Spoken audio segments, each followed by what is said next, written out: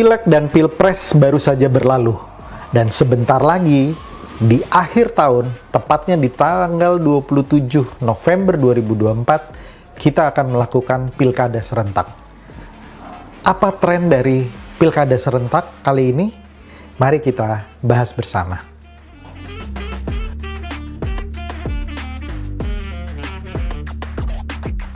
Hai Sobat Politician Academy, bertemu lagi dengan Bonggas, Coach dari Politician Academy. Apa tren dari Pilkada 2024? Sebelum kita masuk kepada topik, saya ingin mengingatkan bahwa Politician Academy memiliki program konsultasi gratis bagi calon kepala daerah.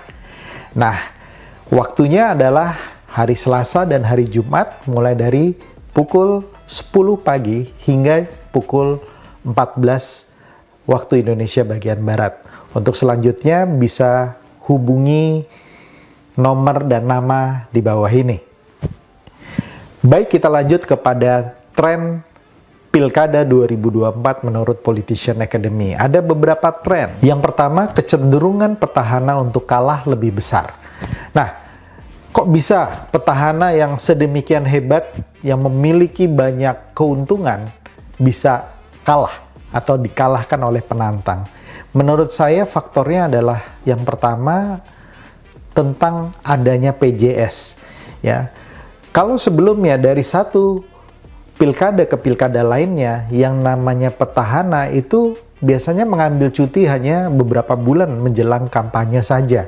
Tetapi dengan adanya proses keserentakan, banyak sekali daerah-daerah di mana PJS menempati posisi sebagai kepala daerah dan kemudian sang petahana harus meninggalkan posisinya dalam jangka waktu yang cukup lama. Di beberapa daerah bahkan ada yang mencapai 2 tahun. Nah, bila sudah meninggalkan posnya selama 2 tahun, apa yang dimiliki oleh seorang petahana tampaknya tidak akan menjadi kekuatan dan modalitas besar lagi. Kalau dulu seorang petahana bisa memiliki kekuatan yang besar terhadap struktur birokrasi, kali ini tidak. Kalau dulu seorang petahana mempunyai kekuatan di penganggaran dan program, kali ini juga sudah tidak terjadi, termasuk menjadi sorotan dari media massa.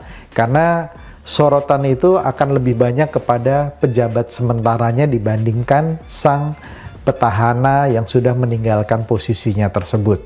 Alasan kedua, masyarakat kita mudah sekali lupa. Masyarakat kita mudah sekali untuk tidak mengingat apa yang sudah dilakukan oleh orang lain, terlebih bila ada sosok-sosok baru. Nah, hal ini yang harus diatasi oleh seorang petahana yang sudah meninggalkan posisi cukup lama. Dia harus bisa memunculkan branding kembali, memunculkan publikasi terhadap apa yang sudah dilakukan di periode dia selama ini. Tren yang kedua, anggota legislatif yang baru terpilih pada 14 Februari 2024 yang baru lalu, kemungkinan besar akan mencoba peruntungannya ke pilkada. Nah, mengapa ini bisa terjadi? Ada 2 hal. Yang pertama, tentu saja referensi dari partai politik. Karena di beberapa partai politik, mereka menganjurkan, bahkan mewajibkan mereka yang mau maju sebagai kepala daerah untuk maju dulu sebagai anggota legislatif dalam pileg. Tujuannya tentu saja untuk meningkatkan suara dari partai tersebut di daerah tersebut. Karena kepala daerah tentu saja sudah memiliki popularitas, basis massa, dan elektabilitas tertentu. Nah, dalam konteks gubernur, mungkin banyak sekali anggota legislatif yang baru terpilih tapi belum dilantik yang akan maju di Pilkada 2024 di bulan November. Mengapa mereka mau maju? Tadi alasannya adalah referensi dari partai politik. Alasan yang kedua tentu saja karena mereka sudah melihat basis massa mereka dalam pileg lalu. Sehingga kalau mereka memiliki suara yang besar, misalnya suara tertinggi, suara yang mendominasi wilayah tertentu, mereka udah bisa membaca kekuatan mereka dan itu menjadi modal bagi mereka untuk maju. Terlebih lagi, kita ketahui semua beberapa waktu yang lalu MK baru saja membuat keputusan bahwa mereka yang mau maju di pilkada itu tidak harus meninggalkan posisinya sebagai anggota legislatif.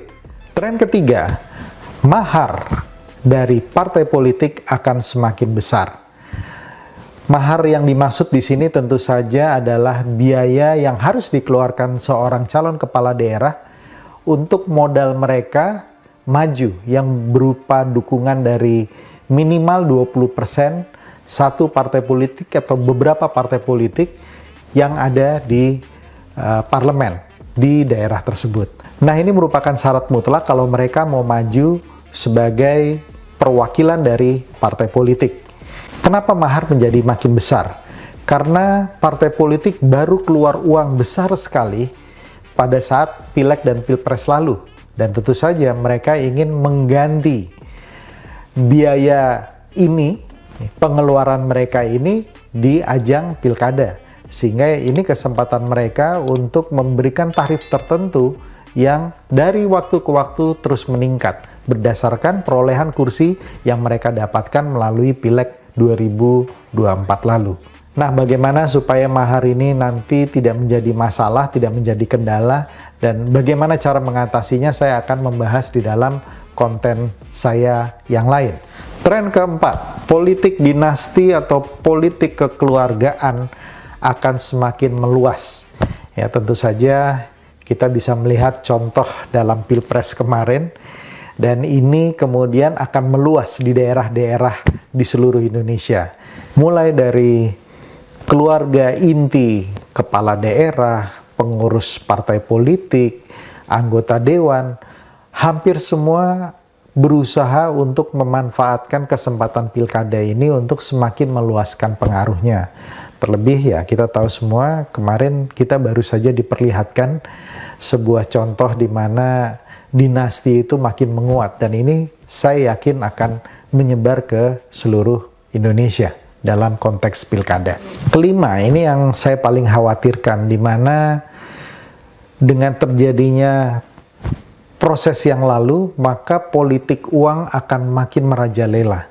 Nah, ini kita harus betul-betul memahami dan bisa menempatkan politik uang ini dengan sebaik-baiknya, karena high cost politik itu juga salah satu yang menyumbang terhadap maraknya praktek KKN atau korupsi, kolusi, dan nepotisme. Kita tidak ingin terjadi. Oleh karena itu, walaupun biaya tidak murah, tetapi kita betul-betul harus bisa memanfaatkan strategi yang sebaik-baiknya. Karena memiliki dana tinggi sekalipun, besar sekalipun, juga tetap tidak menjamin teman-teman terpilih. Nah, demikian 5 tren pilkada yang Politician Academy lihat. Tidak semuanya bagus, tetapi semuanya harus diantisipasi kalau Anda ingin maju sebagai kepala daerah.